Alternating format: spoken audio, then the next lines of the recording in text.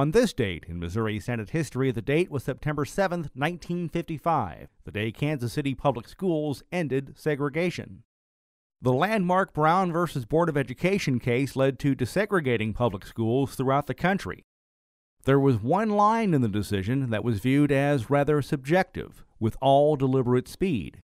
This meant there was no time frame in which to have schools segregated. Even though the state controlled all public schools, officials left this decision with each individual district.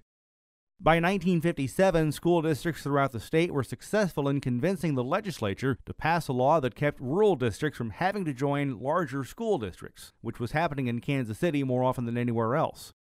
Even though Kansas City grew by 220 miles in the late 50s and through the 60s, the school district didn't. By 1968, a state representative put together School District Reorganization for Missouri, a panel that spent time looking into how desegregation worked and if it was functioning properly. The Spainhour Commission, as it was known, named for State Representative Jim Spainhour, who later served as state treasurer, tried to convince smaller districts to merge. The efforts were unsuccessful. On September 7, 1977, Kansas City schools began busing as a way to expedite desegregation. It would be the 1980s before the final court actions and decisions were taken and made toward the final steps of desegregation.